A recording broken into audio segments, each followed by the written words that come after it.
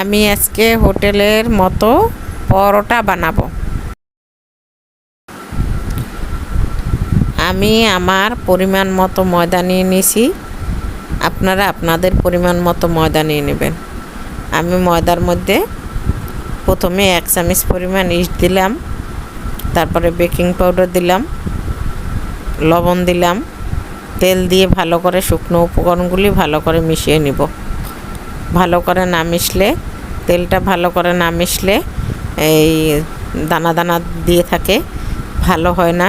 তাই তেলটা দিয়ে শুকনো উপকরণগুলি ভালো করে মিশিয়ে নিচ্ছি।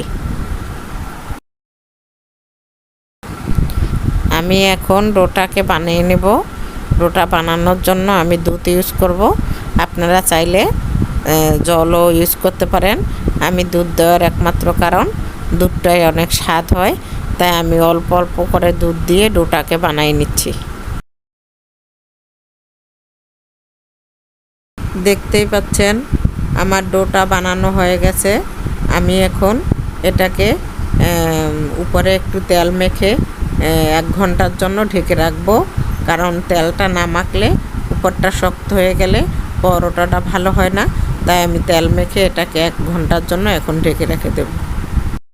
1 ঘন্টা হয়ে গেছে। আমি এখন পরোটাগুলি বেলে নিব। প্রথমে আমি পরোটাগুলি বেলে তারপরে এটাকে আমি রোল করে কেটে নিব। কেটে নেওয়ার পরে আমি পাটের উপরে পাট রেখে আবার গোল করে আবার বেলে নিব।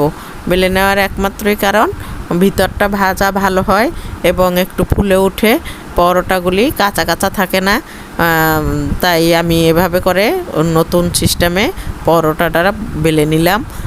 সবগুলি পরোটা বেলা হয়ে গেছে, আমি এখন ভেজে নিব।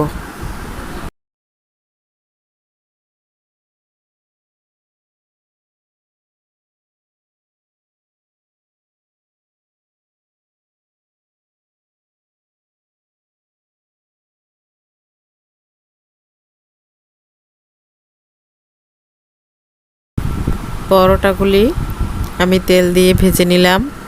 দেখতেই পাচ্ছেন পরোটাগুলি ভাজা হয়ে গেছে, কত নরম হয়েছে এবং তুলতুলে নরম হয়েছে, খুব সুন্দর পরোটাগুলি।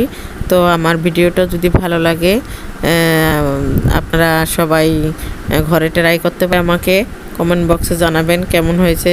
নতুন কোনো রেসিপি চাইলে আমাকে কমেন্টস বক্সে জানাবেন, আমি দেওয়ার চেষ্টা করব। সবাই ভালো থাকবেন, সুস্থ থাকবেন, করোনাকালীন দূরত্ব বজায় রাখবেন।